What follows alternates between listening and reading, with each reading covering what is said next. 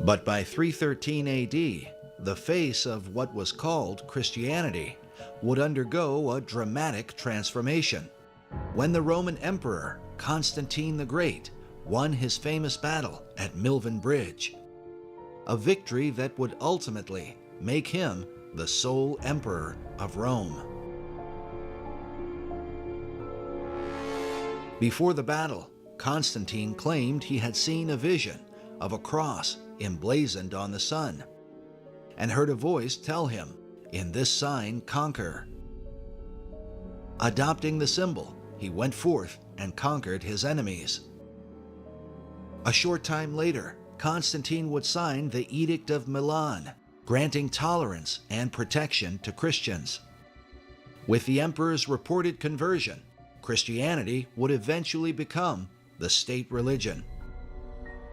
There was no Church of Rome when the book of Romans was written, but ultimately when Constantine comes to power, I don't think it was a good thing for the church. I think it was a corrupt thing. He began to put his cronies in power, but ultimately the church begins to develop its doctrine and appoint popes and separate them over the laity. After Constantine was converted and he issued the edict that the Christians were to be protected, at least until 331 AD, when he issued another edict that those who had not come under the authority of Rome were to be arrested and persecuted, and their churches and records and all those things burned. But if Constantine were a true believer, how could he turn and persecute other Christians? Some researchers believe it was because his faith was divided.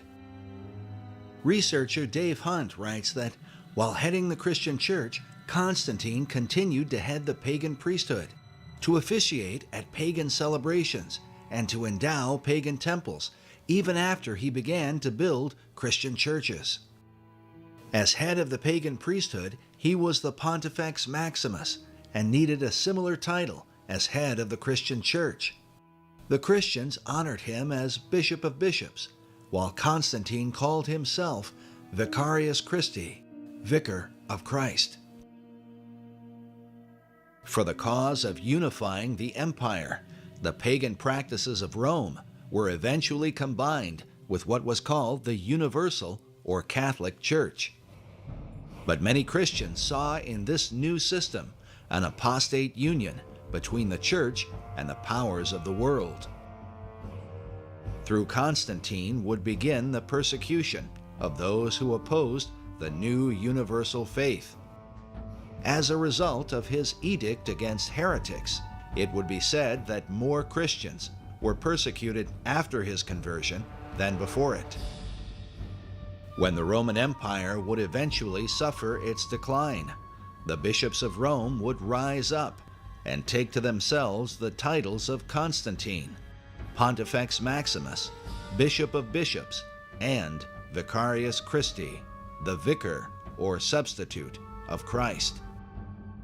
As 17th century historian Thomas Hobbes wrote, "If a man consider the original of this great ecclesiastical dominion, he will easily perceive that the papacy is no other than the ghost of the deceased Roman Empire, sitting crowned upon the grave thereof." Because of his influence, some researchers mark the so-called conversion of Constantine the Great and his persecution of Christians as the real beginning of the Dark Ages. Jesus had warned his disciples, saying, "Yea, the time cometh, that whosoever killeth you will think that he doeth God a service.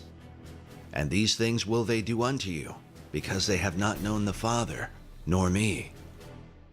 But these things have I told you, that when the time shall come, ye may remember that I told you of them."